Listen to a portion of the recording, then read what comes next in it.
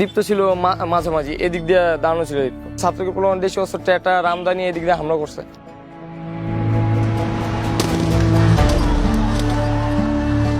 এটা ঝালাই দেওয়া, এদিক দিয়ে একবার এইটুকু পুরো ভাঙ্গা পড়ে গেছে। প্রায় 200-300 মানুষ একসাথে এদিকে করছে, কারণ এদিক দিয়ে হামলা করছে, ওদিক দিয়ে সব দিক দিয়ে একবার চাপায় ফেলাইছে আমাদের ছাত্রদের। এই যে এদিক দিয়ে অনেকে ওঠার চেষ্টা করছে, এটা ওঠার চেষ্টা করছে, পুলিশ ছাত্র কাউকে উঠতে দেয় নাই।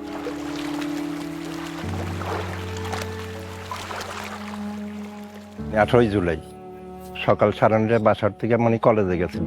ও এখানেই থাকতো, কলেজ তো ওইখানে, কলেজ করেই মানে সন্ধ্যার সময় মানে এখানে ঘুরতো। ওই যে জায়গাটায় মারা গেছে এখানেই বেশি থাকতো।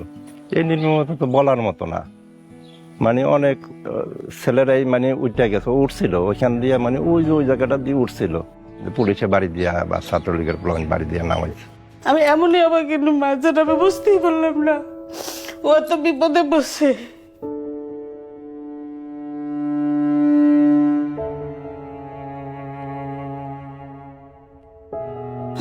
বাঁচা বাঁচা গায়ে চিৎকার দেয়, হাত দিয়ে লড়াচড়ে দেয়, কিন্তু কেউ ওরে সাহায্য করলো না। এই তো সবই ভুলে কেউ এখন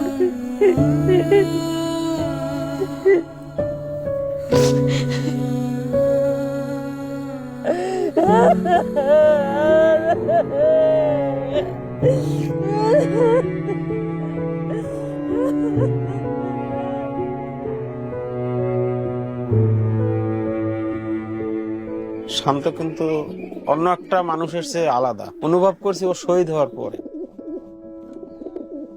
ওর ফেসবুক প্রোফাইলে লেখাটা দেখলাম যে হৃদয় শাহাদাতের উচ্চাকাঙ্ক্ষা লালন করে সে হৃদয় কখনো হতাশ হয় না। বয়সে ছোট কিন্তু বড় বড় সিনিয়রদের সাথে চলাফেরা করছে।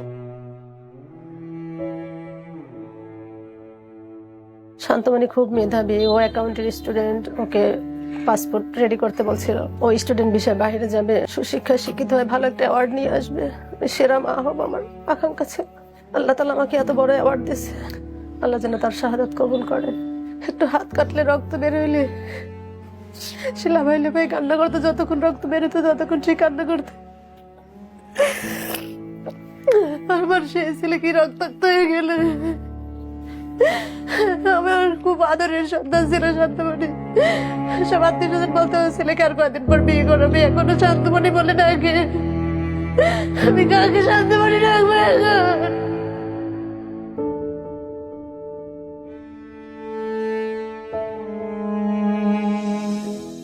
কতটা তুমি হারালে বন্ধু, কেঁদেছে অন্তর।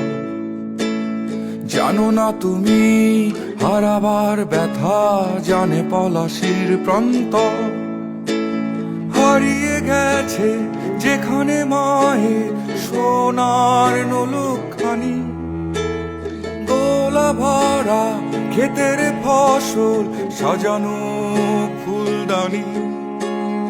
এ হারানোর বেদনা তুমি রেখো অন্তরে, দেখবে তোমার দুঃখ লুকাবে পলাশির প্রান্তরে।